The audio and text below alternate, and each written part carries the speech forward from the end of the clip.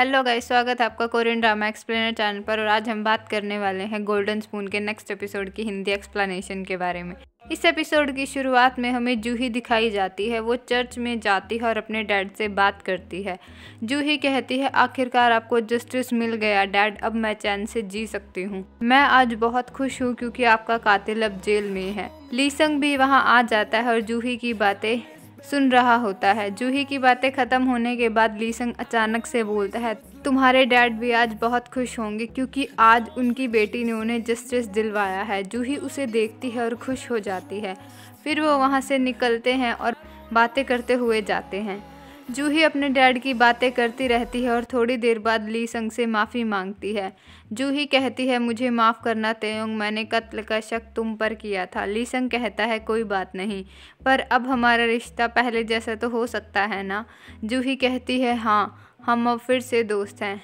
लीसंग के मन में तो कुछ और चल रहा होता है, लेकिन वो जूही से हाथ मिला लेता है और दोस्ती कर लेता है।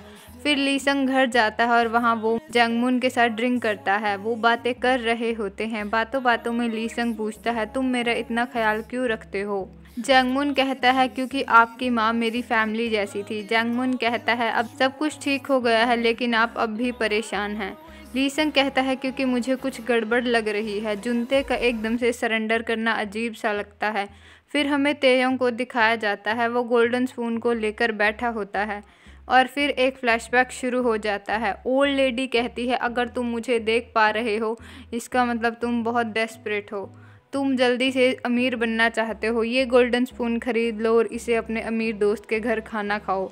तुम्हारे 3 बार ऐसा करते ही तुम्हारे पेरेंट्स एक्सचेंज हो जाएंगे। और फिर फ्लैशबैक ख़त्म हो जाता है।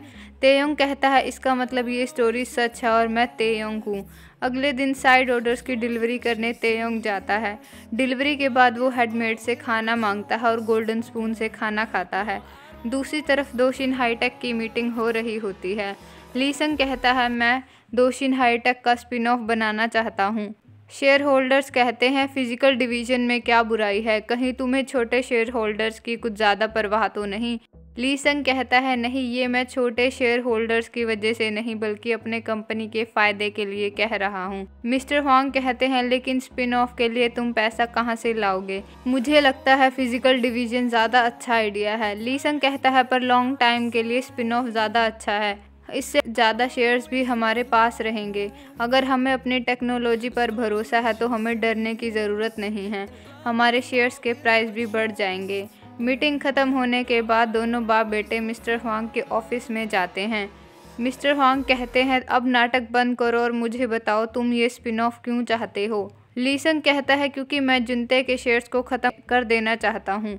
मैं जानता हूँ वो जेल में है और कुछ नहीं कर सकता, लेकिन मॉम अपनी पावर लगा दे तो मेरे लिए प्रॉब्लम हो सकती हैं, इसलिए मैं उस पावर को ख़त्म करना चाहता हूँ।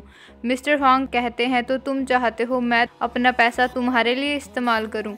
लीसंग कहता है, मैं आपका बेटा हूँ, आप मेरे लिए इतना तो कर ही सकते हैं।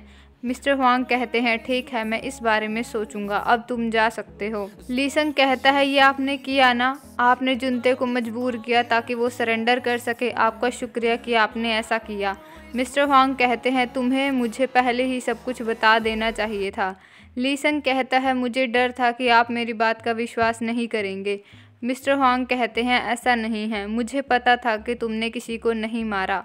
मैं जानता हूँ तुम ऐसा कर ही नहीं सकते। ये सुनकर लीसंग खुश हो जाता है। इधर तेयोंग जूही से मिलने आता है और वो उसके लिए खाना लेकर आता है और कहता है, मैं चाहता हूँ तुम उस दिन की बात भूल जाओ।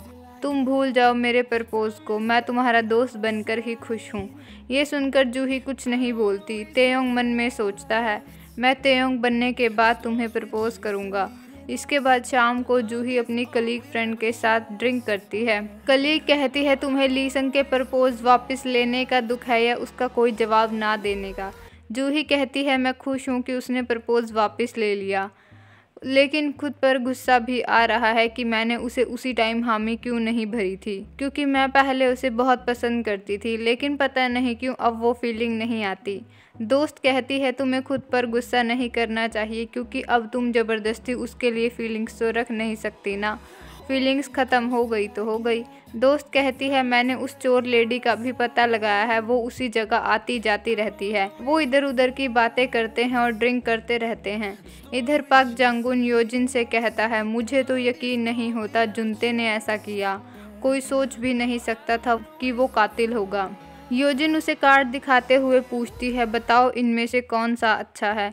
पाक जांगुन कहता है ये बातें मुझसे क्यों पूछ रही हो, अपने उस तेयोंग से ही पूछ लो ना। योजिन कहती है वो बिजी है इसलिए तुमसे पूछ रही हूँ।